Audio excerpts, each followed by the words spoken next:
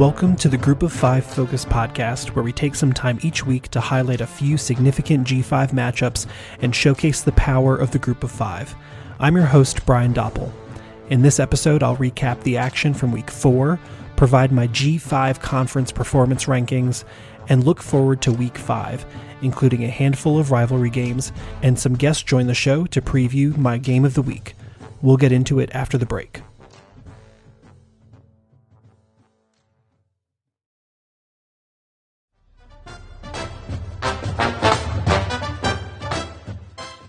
If you haven't heard about Anchor by Spotify, it's the easiest way to make a podcast with everything you need all in one place. Let me explain. Anchor has tools that allow you to record and edit your podcast right from your phone or computer.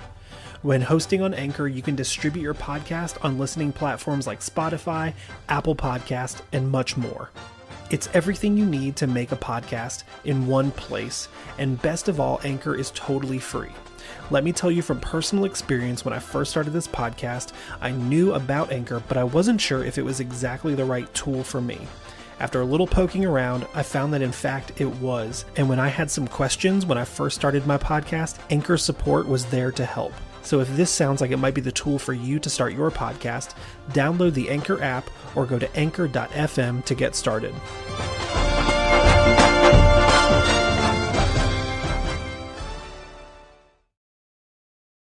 Let's begin by taking a look at some of last week's results, and we'll go in reverse order of my G5 conference rankings for the week. So in fifth place out of the group of 5 conferences for week 4 is the Mid-American Conference, the MAC, who had a difficult week this week. And it was sort of set up that way with Kent State traveling to number 1 Georgia, Northern Illinois going to number 8 Kentucky, and Central Michigan going to number 14 Penn State. All of those MAC teams unfortunately lost their matchups, although it's worth noting that they did put up some points. NIU kept it pretty close against Kentucky, lost 31 to 23, and Central Michigan lost to Penn State 33 to 14. Bowling Green, although they didn't play a ranked opponent, they did go and play at Mississippi State and lost 45 to 14. But it wasn't all bad for the MAC. Buffalo went and played at Eastern Michigan. Eastern Michigan thought by some to be sort of the darling of the MAC this year, but unfortunately EMU lost at home to Buffalo 50 to 31. Buffalo definitely looking to take out some of their frustrations that they experienced earlier this season, particularly last week at Coastal Carolina. So they got a nice win, put up 50 points, and got the win on the road there. Ohio survived a surge from Fordham to win at home 59 to 52.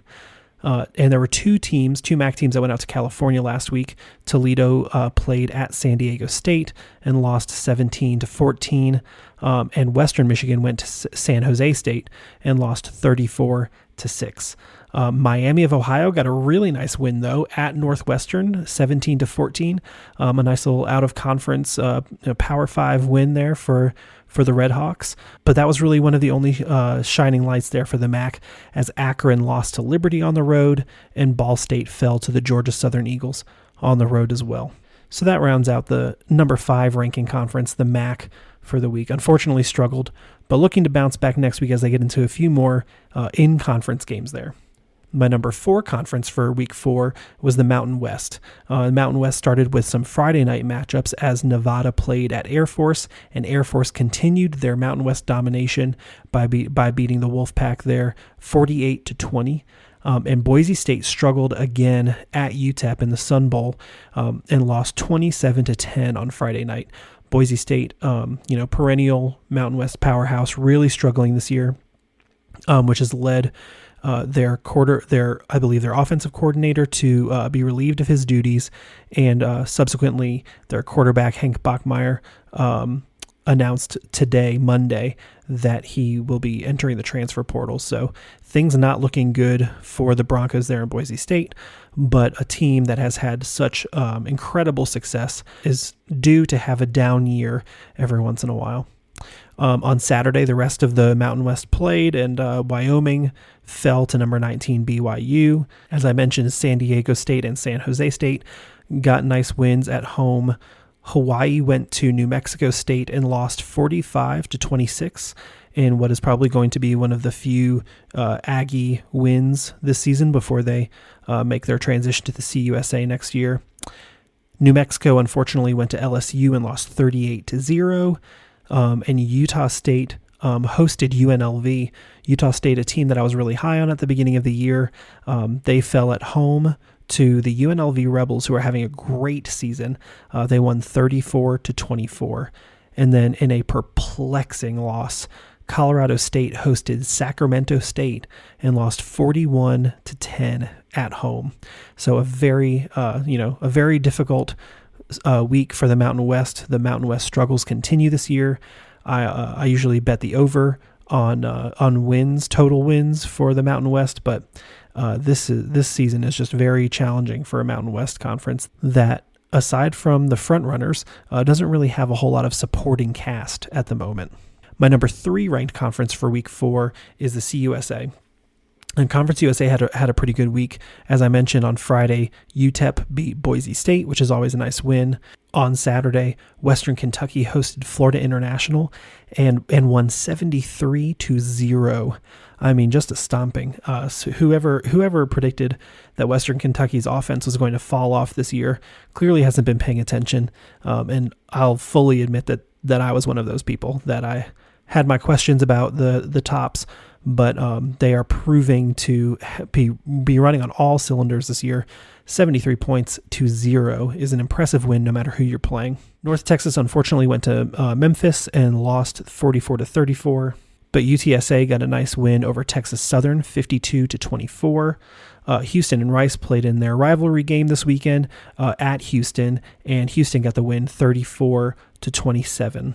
Louisiana Tech went to South Alabama in a little CUSA Sun Belt matchup, and South Alabama turned it up and beat the Bulldogs 38-14, while Charlotte went to South Carolina and lost 56-20, and Florida Atlantic went to Purdue and put up a good showing, but lost 28-26. The absolute highlight of the Conference USA week was Middle Tennessee State going to number 25 Miami, and not just winning, but winning by 2 touchdowns. The Blue Raiders won 45-31 on the road in Miami, which is granted not a typical college stadium atmosphere, but still, the Blue Raiders definitely with an excellent upset this week. And honestly, that win alone was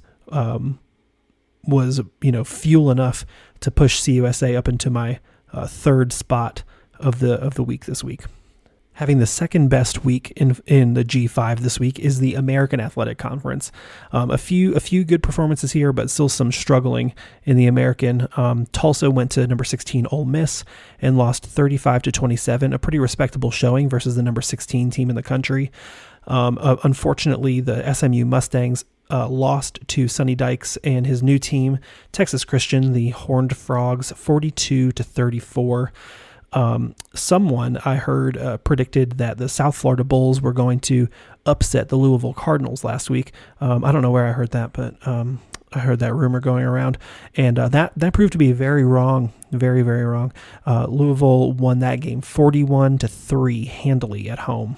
Temple had a nice win, though, over UMass, 28-0. Nice shutout there for the Owls, who don't see that very often. While Cincinnati hosted Indiana and got the win 45-24.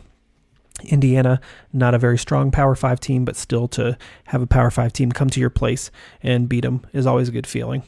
As I mentioned earlier, Memphis got a nice win over UNT last week, while UCF hosted Georgia Tech and got a nice win as well, 27-10 over the Yellow Jackets. In a game that I didn't think would be close. I thought the ECU was going to pull away from Navy early. This game actually went into 2 overtimes, and the Midshipmen won over the Pirates 23-20 in Greenville. So a great game for Navy. Hopefully this will be a little fuel for them to get their season back on track, because ECU is no slouch. So we'll see what happens there. Houston got the win over Rice at home, 34-27, as I mentioned. And in another rivalry game between Tulane and Southern Miss, Southern Miss got the win on the road in New Orleans at Tulane, 27-24. But that was an excellent game. Nice little historic rivalry being played between these two teams that have a lot of history. So a really good week for the American Athletic Conference, earning them the number 2 spot in my power rankings. But number 1 is going to go to a conference that is so loaded that from week to week, you just have no idea what's going to happen. And the number one performance of our G5 conference this week is the Sun Belt. It started on Thursday evening when Coastal Carolina went to Georgia State, played in Atlanta there. My Twitter followers were expecting Georgia State to come out with the win because Georgia State has to win sometime, right? They've got to win sometime.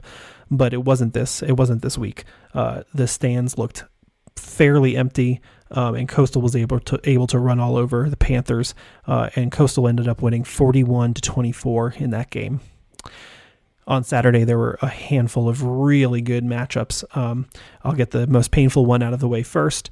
Congrats to the JMU Dukes for getting their first ever Sun Belt win in their first ever Sun Belt game on the road at App State, in front of a sold-out crowd at the Rock. The Dukes won 32-28. This is a game that most people were predicting App State would win. I was as well. This was some are referring to it as the Battle of the Blue Ridge or the Battle for the Blue Ridge. I'm referring to it as the Battle of my alma maters. So I was definitely a little bit torn, but not really. But I was really happy for JMU to see them get this huge win for their program. I tweeted this as well. Great things are brewing in Harrisonburg. I think that Coach Signetti has he's got things going in the right direction. He's got an excellent quarterback and running back team there. I think their starting running back wasn't even playing, or they're the first stringer there, and so they had to rely on some backup running backs, and they all got the job done. App didn't score in like the entire second half, I think, and it's just hard to win a game in the Sun Belt if you don't score in the second half.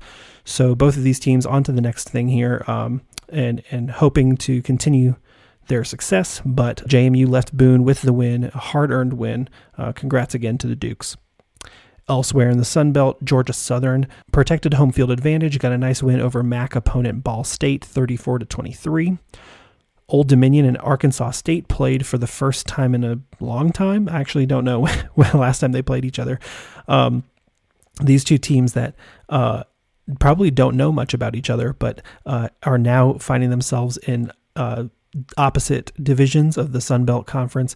But nice little interdivision play there between the Red Wolves and the Monarchs, and ODU won at home 29-26. I mentioned earlier that Southern Miss went to Tulane and got the win 27-24. Also, Texas State got a nice shutout win, 34-0 over Houston Christian, a team that I don't know anything about. So a nice win for the Bobcats. We'll see if they can parlay that into some more success this season. In a game that I was very excited about last week, Marshall at Troy turned out to be a defensive struggle, and Troy came out with a win 16-7. Troy, who very nearly won in Boone the week before, and Marshall, who has had some struggles after defeating Notre Dame. This was an important game between two teams that have all intentions to win their division, and Troy came out on top of this one. Also mentioned earlier that South Alabama protected home field advantage in Mobile versus Louisiana Tech. A nice convincing win, 38-14, as the Jaguars are looking to solidify their place at the top of the Sun Belt West. As the West is turning out to be very interesting this year. So we'll see what happens between them, as well as the last team in the Sun Belt to get a win this week, which was the UL Monroe Warhawks over Louisiana Raging Cajuns. This game was played in Monroe, so the Warhawks had some home field advantage, but all signs were pointing to the Cajuns winning this game. But this is a rivalry game, and we know that in rivalry games, anything can happen. And the Warhawks came away with the win 21-17, capitalizing on Louisiana's somewhat down season after losing quite a few key pieces from last year. All in all, the Sun Belt had an incredible weekend, and that earned them my number 1 spot in my weekly conference power rankings.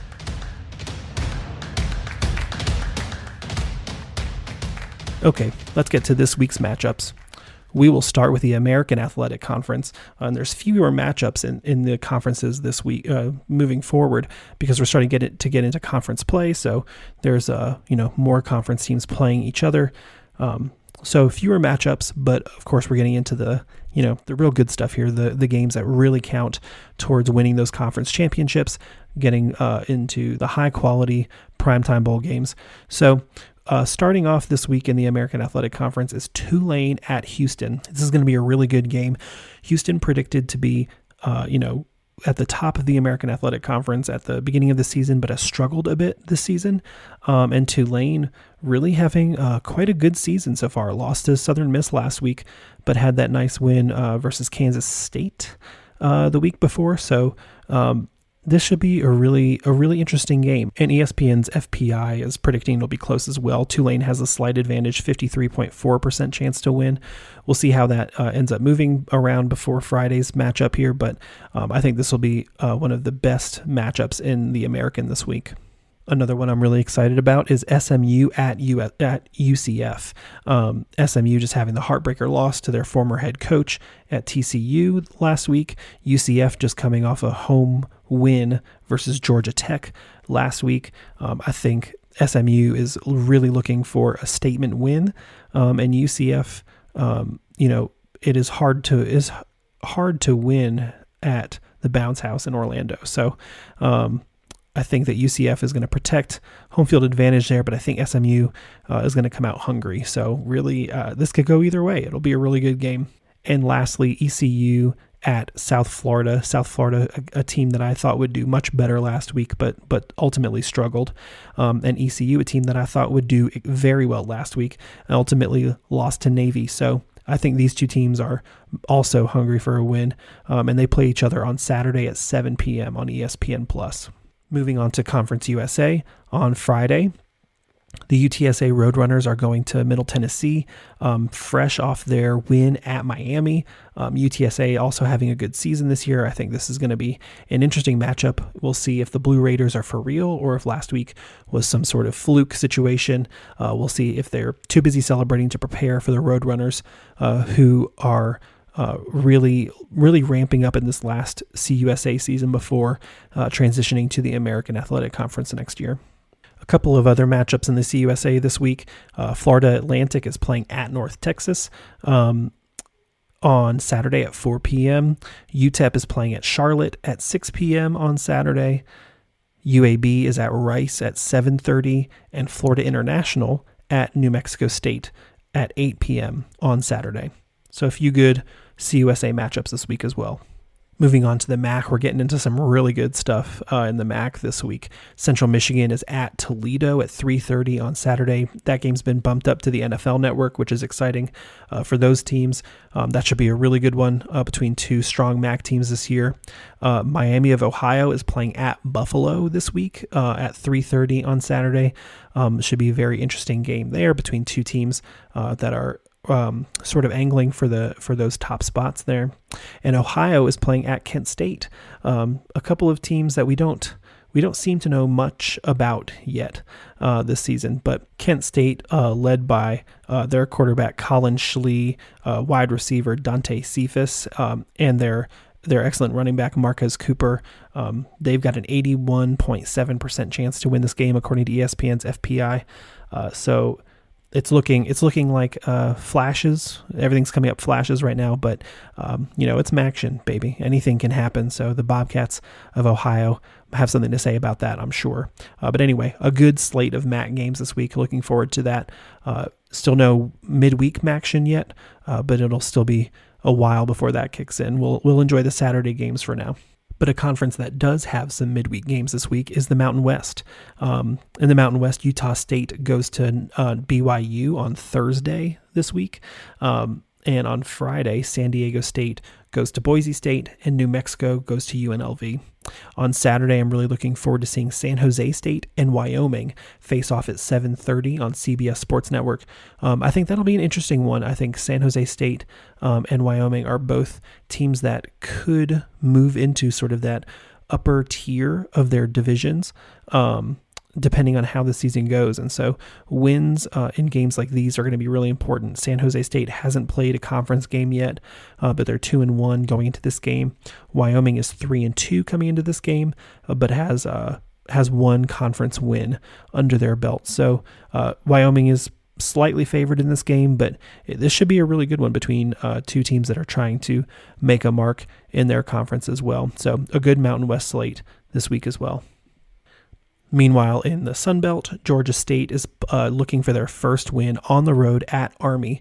I don't know if this is the right team to pick Georgia State getting their first win, but they have to win sometime, right? They've got to win at some point. So maybe this is the week for the Panthers of Georgia State. Texas State is going to JMU, hot off their win in Boone. We'll find out if JMU is able to sustain this success in the Sun Belt as they have their first home Sun Belt game versus Texas State on Saturday. I'm sure Bridgeforth is just going to be rocking on Saturday. App State has a non-conference game versus the Citadel, as does Marshall against Gardner-Webb. A good one that I'm looking forward to is Georgia Southern at Coastal Carolina. Two Sun Belt East teams facing off at 4 p.m. on Saturday. We'll see how real things get there. And in the West, a game that I'm looking forward to just to check on the realness there is South Alabama at Louisiana. South Alabama after a great win last week, and Louisiana after a tough loss. We'll see if they bounce back or if the Jaguars just keep on rolling. So we'll see how things play out here in the Sun Belt this week. Some really good matchups that I'm looking forward to in week 5 here. There's also a few rivalry games this week that are being played. I mentioned BYU and Utah State playing each other. This is an old rivalry that goes back to 1922, and they play for the old Wagon Wheel Trophy. So that's going to be a good game on Saturday or Friday, rather. And just to give you an idea of the historical nature of this rivalry, these teams have played 90 times since 1922. BYU has the edge here, 50-37 with 3 ties over Utah State. And they have a number of recent wins as well. In fact, the majority of recent wins have gone to BYU. BYU, who's having a good season this year. Utah State, who is strangely down this year. ESPN's FPI has BYU with a 95.2% chance to win this game. I see it going that way as well. But in a rivalry game, anything can happen, of course. Another rivalry game this weekend is Ball State versus Northern Illinois. This is a good one where they play for the Bronze Stalk Trophy, and they've been playing this rivalry since 1941. So a nice one that dates all the way back to World War II. And these two teams have been pretty evenly matched. NIU has the slight advantage, 25-22 with 2 ties. And NIU has had most of the recent victories in this game, including last year. But the 2 years before that, Ball State had the win. So we'll see how this goes between these two MAC schools on Saturday. The last historic rivalry this week is between Arkansas State and ULM. They've been playing each other since 1959 in what is a very heated rivalry down in the Sun Belt. Arkansas State has the most recent impressive performance, and I'm counting like something like 10, maybe 11 straight wins in this rivalry, and they have the historical matchup as well, 28-14 overall over the Warhawks. So we'll see how this goes, though. Arkansas State having some difficulty losing to ODU last week. ULM coming off a huge win versus in-state rival the Raging Cajuns last week. Arkansas State is favored 77.7% chance to win this game according to ESPN. But we'll see what the Warhawks have to say about that because I'm sure the Cajuns were favored pretty heavily last week as well. We know how that went.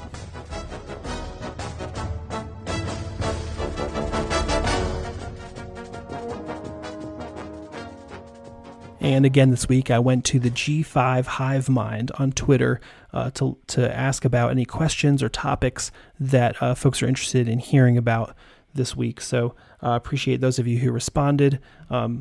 And in case you didn't participate this week, you can always look for my G5 Hive Mind tweet on Monday mornings or Sunday evenings, and send over any topics or questions that you have that you'd like me to cover in an episode. You can also send an audio recording to g5fpod@gmail.com, and you could have a chance to be featured in an episode, hear your voice on an episode. So again, appreciate all of the entries this week.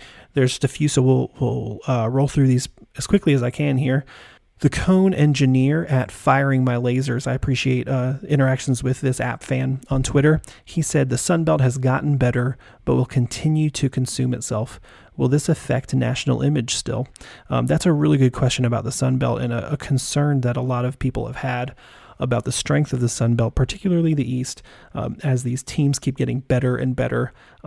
Isn't that just going to lead to most teams not having great records by the end of the season? And as far as the eating each other alive, I'm not so sure about that, but numerically, I don't know, how even things could actually be by the end of the season. I think we've seen some examples of the MAC in particular, some, having several teams that are just like 5 or 6 wins by the end of the season. I don't think that's the future for the Sun Belt. I do enjoy the competition. I think that is going to ultimately benefit the conference. But it is really interesting to look at where the Sun Belt is right now.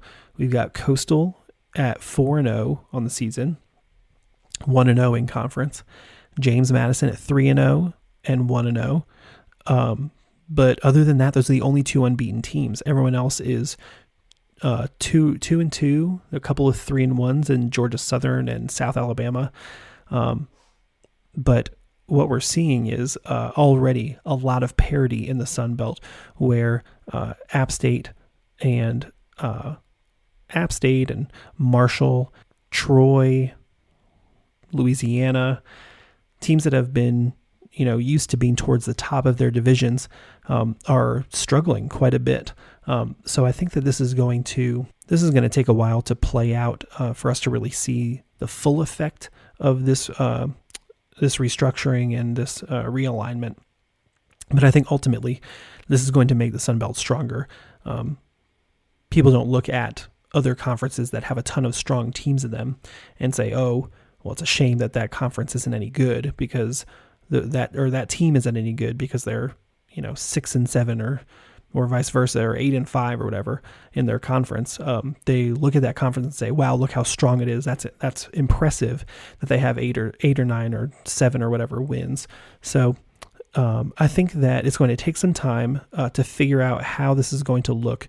But ultimately, I think that this is still going to be a good thing for the Sun Belt to have so many strong teams, not just in the East either. The West has been impressive this year. So I think as a whole, the Sun Belt is moving in the right direction together. I'm excited to see where it goes. But thanks very much, Code Engineer. I appreciate your question. Kyle Britt at NC Sporting Fan asked a question. He said, has Troy solidified themselves as a front runner in the West? Wire to wire with App, knocking off Marshall. They seem to be putting themselves in a good spot. And I completely agree, Kyle. I think that you're right. Troy is doing extremely well this year. They're 2-2 overall, 1-1 in conference.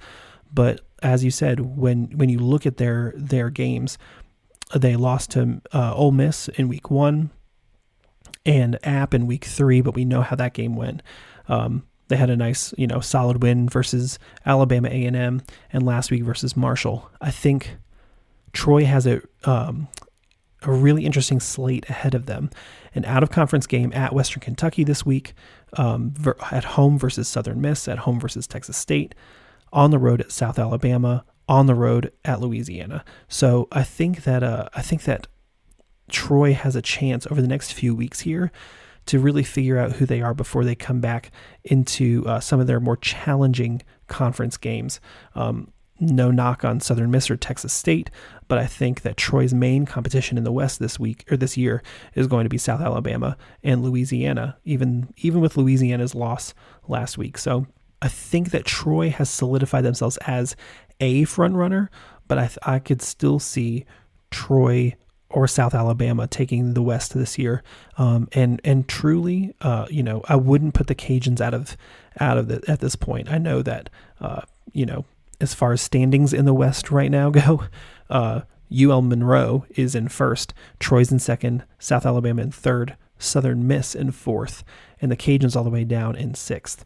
So I know it seems like a long shot, but it's still very early in the season. I'm not ready to put all my chips in front of one team, but yeah, I do think Troy has made a really strong case as one of the best teams in the Sun Belt so far this year. I also got a question from Drew at DrewCrabtree12 on Twitter. Drew asked for my biggest surprise and biggest disappointment thus far. And I think that's a really interesting question, Drew. I would go ahead and say my biggest surprise is so far has been Tulane in a positive way. Really impressed with what the Green Wave is doing. They're getting a little bit of national attention. They did get 3 votes in the AP poll this week. But also in Kelly Ford's most deserving rankings, which are some rankings that I really enjoy. Tulane is 55th in the country, and that is very much sounds like very middle of the pack. It's still the top half, of course, but I personally have not been paying enough attention to Tulane, and so I have been really impressed with what they've done so far this year. I think that they have a really great trajectory. They have, wins versus UMass, Alcorn State, and at Kansas State this year to start the year, and then a loss versus Southern Miss last week.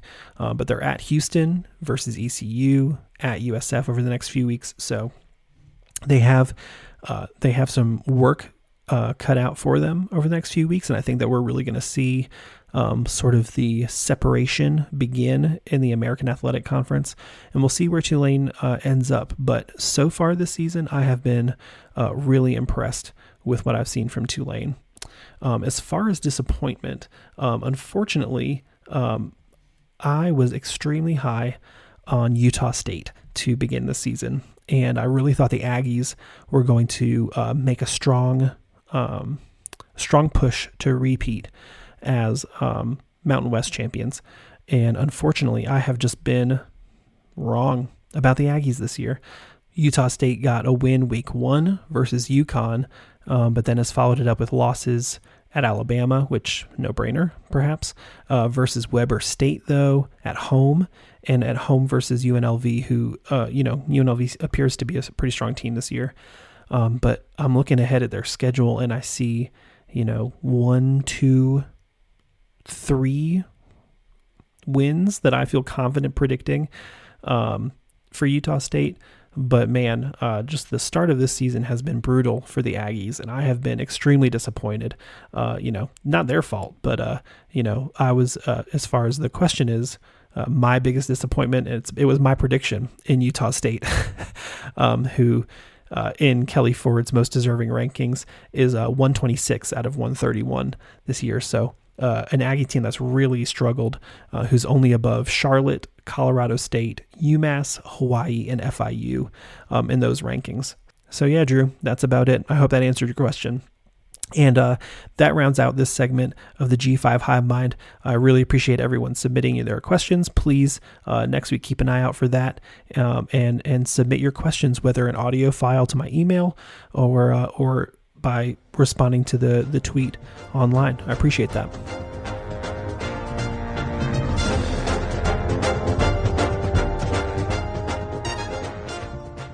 Moving on to my matchup of the week. This week, my matchup of the week is between the Troy Trojans and the Western Kentucky Hilltoppers. This matchup is on Saturday at 7 p.m. Eastern at Houchins Industries LT Smith Stadium, known as the Houch, in Bowling Green, Kentucky, and you can watch it on ESPN+.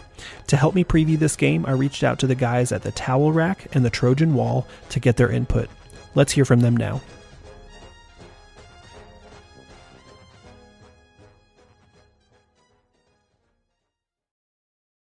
Hey there, this is Jared Rostucher with the Towel Rack WKU.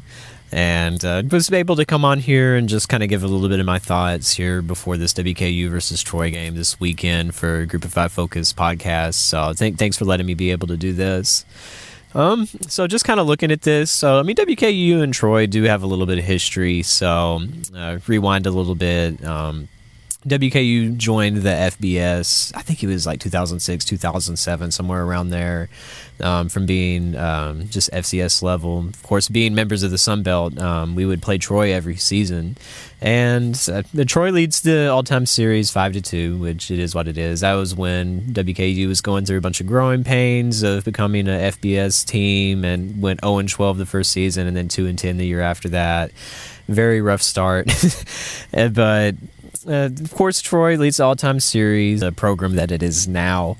So they haven't played since 2013 when Western Kentucky made that leap to Conference USA, which at the time I think was still the best move for us. But looking back, I do wish we would have stayed in the Sun Belt with the strength that it has now. Of course, with App State. I mean, just hosting College Game Day a couple weeks ago, you have Coastal Carolina, which is another extremely strong team. Of course, Marshall, Old Dominion, and Southern Miss all just left Conference USA to go to Sun Belt. So I think that's kind of an indicator that things aren't as well for CUSA right now. But there's a little bit of history. I mean, I think a lot of us at WKU, a lot of us old heads that were around for the Sun Belt days, whenever we hear Troy mentioned, we're just like, ugh, Troy Trojans or something. I mean, always a little bit of history, a little bit of rivalry. Of course, not as much. Like MTSU is probably our biggest rival in Sun Belt days and now as well. But I mean, Troy was still one of those teams that we always would show up against. So I'm really looking forward to see what the environment will be like this weekend at the Houch in Bowling Green, because I mean, we haven't played many former rivals or former Sun Belt teams since we've made the big leap to Conference USA, I guess. But it'll be kind of good to relive a little bit of old history and hopefully try to even that series out a little bit as well.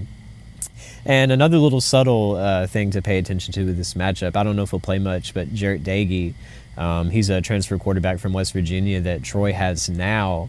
But he originally went to WKU, was there through most of the spring and the summer. Is a pretty strong quarterback competition between him and Austin Reed, who was a transfer from University of West Florida, which is a D2 school, kind of small, but he's putting up some big numbers there.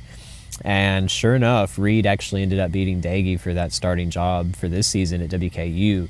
So Dagey left. He was pretty upset about it. Went to Troy. I don't think he's played a whole lot. He's played a few snaps, but that's another little subtle thing to, if he were to play, could pay attention to. Just from going to WKU to Troy, that's probably one of the few players that I know of that's done that, especially in the same season. But I think this will be a really fun game to watch. I think that Troy is a little bit better than what their record implies, of course. I mean, first game of the season against Ole Miss. I mean, that was pretty tough. And then, of course, the App State game, that was a heartbreaker, losing on that Hail Mary pretty much at the end of the game. They almost beat App State when the day that they hosted College Game Day. That's still pretty crazy to think of. So I think that they're pretty good. Of course, beating Marshall, too. I mean, that was a rival that we picked up really quickly, joining Conference USA in football that we don't have anymore now that they're in Sun Belt. So we always kind of grade them on that scale. Of course, they beat Notre Dame this season, too. Of course, App State beat Texas A&M. But I think that this will be a lot closer game than a lot of us would have originally predicted at the beginning of the season, because, I mean, we kind of had that mindset that, Conference USA, we left to go to it because it's better than Sun Belt, but I think the Sun Belt's a little bit stronger. Well, I mean, UTSA, UAB, and WKU obviously is still really, really good teams, but I mean, App State, Coastal Carolina, and all of those teams are still so good for Sun Belt. But I think this will be a close game. I think that Austin Reed, he has picked up the mantle that was left behind Bailey Zappi, who was the quarterback before him. Of course, last season broke 2 NCAA records with most passing yardage, most touchdowns in a season, which is insane for WKU. And he got drafted by the Patriots. He's an NFL player now. We obviously expected to see some drop-off between whoever would end up replacing him. But Austin Reed has honestly held his own and has been lighting up the scoreboards and has been able to do a tremendous job still airing it out in Tyson Hilton, Coach Hilton's offense. So I think he's been a perfect fit. He's a little more mobile than Zappe was as well. Of course, just looking at the offense, I mean, we did lose a few key pieces from last season, but I mean, Malachi Cordley has stepped up and is one of the best wide receivers probably in Conference USA that I've seen. Him and Dawood Davis both have done a tremendous job kind of sharing the load and being those go-to guys that had picked up from, like, is that Bailey Zappe to Jareth Stearns connection last season as what was kind of the bread and butter for WKU's offense, but this season I guess it's kind of been Austin Reed and Malachi Corley. And also Joshua Simon, he's a tight end for Western. He was an NFL caliber player before he had a few injuries. He's had a lot of injury problems recently, but he's healthy now. He's getting back into shape, and I think he's still definitely a problem and something that someone that Troy should be aware of for sure. Looking at the defensive side of the ball, a new defensive coordinator, a lot of new pieces on defense just in general. Losing D'Angelo Malone definitely sucked. He graduated, went pro, got drafted by the Falcons. So I'm definitely happy for him, but a lot of shoes to fill on defense. But honestly, they've held their own. They completely shut out FIU this past weekend. It was 73-0. I think that's probably the biggest win we've ever had against any type of conference opponent in football. So that was really good to see. So shutting them out, holding Hawaii to not many points. Of course, playing Indiana so close, but I mean, they were on the field so much that game that they eventually got burned out. That should have been a win. Honestly, I feel like had a couple of field goals gone WKU's way, and there was a interception that Reed threw in the red zone against Indiana. I think had those things not happened, I think WKU is undefeated right now and has a win against a Big Ten school. So that was definitely a bummer. I still think that this will be a pretty close game. Obviously, Troy's defense has looked really impressive to me, being able to see what they've done so far this season. So if a strong defense versus a strong offense, I think that this can be a really close game. My prediction, I do think WKU is able to win, especially being at home and everything. I think this will be a lot closer game than people will give it credit for. They may be able to hold Reed, maybe not to 300 to 400 yards, but maybe like to 200-ish. Still maybe a couple of touchdowns, but I see this being a little more of a defensive battle this weekend. I'll still take the Tops winning. I'll say 28-21. I think that's pretty accurate. I think it could be a touchdown game. Just the fact that Troy has played some really good competition so far this season, for the most part, and WKU, they've got a great offense rolling right now, kind of picking up from where last season left off. Obviously won't be breaking NCAA records this year, but will still be a very high-profile offense for what we are in Conference USA. So that's my prediction. I'm really looking forward to seeing it. I think that this is going to be a great game. Kind of relive some of my back to my freshman year of college was when we were still in the Sun Belt. So I'm really excited to see us play an old school Sun Belt team again. So it'll be a really good weekend. So thanks for having me on. Just be sure to check us out at the Towel Rack WKU on Twitter. We have Facebook and Instagram as well. And we also have a Substack where we write all of our content. We have articles up previewing the game. So if you want to check those out, we really appreciate it. So thank you so much.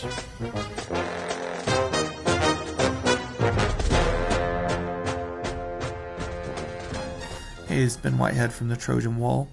I think the general feeling around Troy is that morale has been very high since the announcement of John Summerall as the new head coach of the Trojans. I've been saying since the schedule came out that our floor was 7-5 and the ceiling was a 9-3 or even a 10-2 season. Nearly everyone wearing Cardinal would agree with that assessment.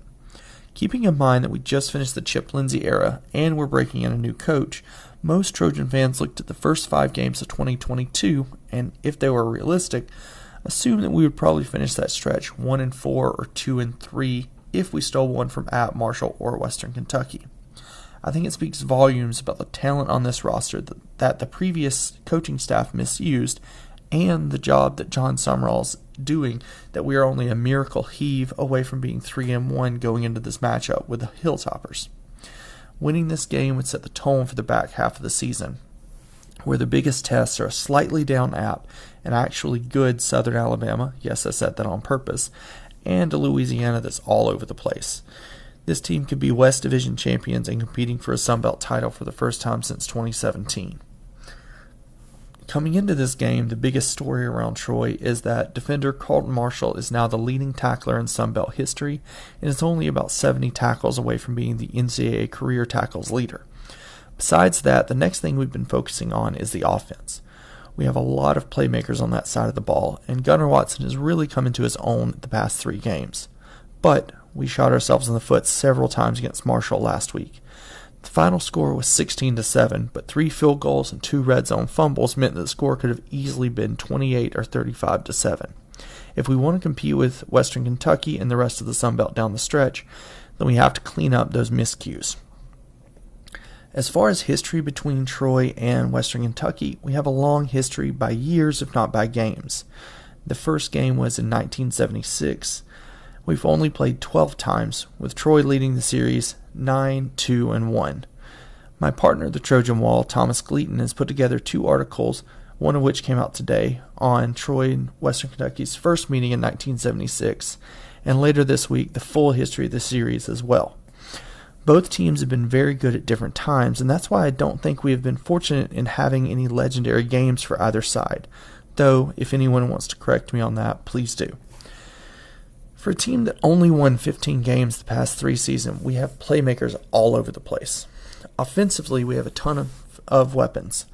The O-line has been rebuilt since last season, but the anchors remain in center Jake Andrews and left tackle Austin Stidham. Wide receivers are led by Tez Johnson, Jabir Barber, Marcus Rogers, and Deshaun Stoudemire. Our honorable mention is Rajay Johnson, who basically killed a man with a hit against Alabama A&M in Week 2. I've been watching Troy for about 21 years, and I can safely say I've never seen a quarterback and running back room this stacked. Gunnar Watson took the starting job from Utah transfer Peter Costelli and former Western Kentucky quarterback Jarrett Dagey. Kimani Vidal, Jamontez Woods, and the elder statesman D.K. Billingsley give Troy so many options in the backfield that I'm surprised we haven't pulled out the wing T yet. In the 1990s, Troy fans nicknamed the defense the mighty Trojan Death Machine. In my time in Troy, I've only seen glimpses of what they used to see, but this year's the first time I've truly seen a defense deserve the name. Carlton Marshall obviously gets most of the focus since he's on the verge of history and has a great story. He was a walk-on who became an All-American and is very nearly an NCAA record holder. In my opinion, Carlton is the second greatest Trojan ever, behind quarterback Sim Bird and just ahead of DeMarcus Ware. Yes, he is actually that good. Don't think for a second, though, that the defense begins and ends with him. We have players all over the field. Buda Jones, Will Cholo, and Richard Jubinor do work on the line and the bandit position. Joining Carlton at linebacker is professional uniform model K.J. Robertson and T.J. Harris at the spear. Elijah Culp, Reddy Stewart, Zion Williams, and O'Shea Fletcher are standouts at corner, and Del Pettis and Craig Slocum make receivers regret going over the top. Brooks Buse has the place-kicking duties and is currently 5 of 6 on the year with 100% on extra points. New punter Mike Rivers has an iron leg and is averaging 43.9 yards per punt, with 33% of those ending up inside the 20. As I said, this game will serve as a barometer for Troy. If we can get the win, then the John Sumrall rebuild is probably a bit ahead of schedule. If we end up losing, then we still have plenty to play for since this isn't a conference matchup, so it doesn't bog down the season goals too much. I think this game depends heavily on how Troy comes out onto the field in Bowling Green. If we come out flat and slow like the first 2 games, then WKU probably gets the win. If we come out strong like we did against App and Marshall despite the self-inflicted mistakes, then Troy takes the win and an even more commanding lead in the series. Thanks for having me on to talk Troy. Be sure to follow the Trojan Wall at Trojan Wall F5, Thomas Gleaton at Thomas Gleaton, and myself at Ben on Sports.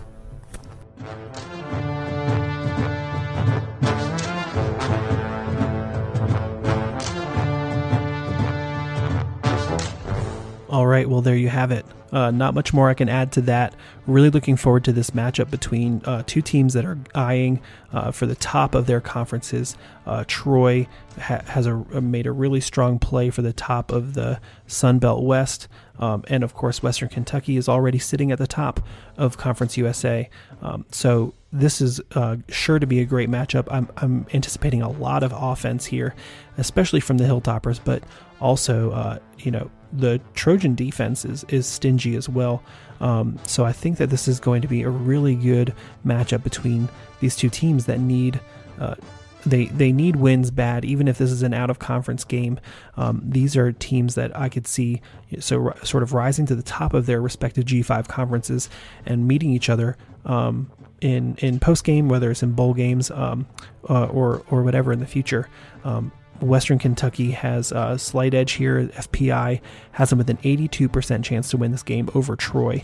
Perhaps some of that is the home field advantage, but Troy has the historical advantage in this matchup at 9-2 with a tie, including the last time they met back in 2013 with a 32-26 win, and then a streak of wins from 2007 to 2010 as well for Troy. So Western Kentucky statistically has an edge here. Their offense is obviously insane, putting up 73 points against FIU last week. But Troy is also showing that they've got what it takes as well. Their quarterback Gunnar Watson has nearly as many passing yards as Western Kentucky's Austin Reed. So we can talk about the Western Kentucky offense, but we also need to talk about the significant threat that Troy poses. So really looking forward to this game, and really appreciate the guys from the Towel Rack and the Trojan Wall for giving me their input as well. As far as a prediction for this game, I do think Western Kentucky's offense is just really impressive, putting up a ton of points right now, but I think that it might be a little inflated based on their performance last week. So I think that Western Kentucky has an edge, but not much of one. I'm going to predict that the Tops win this over Troy by a score of 27-24, and that's my Group of 5 matchup of the week. Thanks for joining me this week on the Group of 5 Focus podcast. How do you feel about my picks? Did I miss any historic rivalries? Do you have any suggestions for upcoming matchups that I should preview? Reach out on Twitter, Instagram, and Facebook at G5FPod to join the conversation and let me know. And if you haven't already, please follow, rate, and review. It really is helpful on your podcast platform of choice, and be sure to share it with your favorite Group of 5 fans. That's all for this week on the Group of 5 Focus podcast. Special thanks to the guys at the Towel Rack and the Trojan Wall for their help this week. Be sure to check the episode description for their Twitter handles and give them a follow to see the great work that they're doing. Until next time, my question for you is, what is one thing you can do to showcase the power of the Group of 5?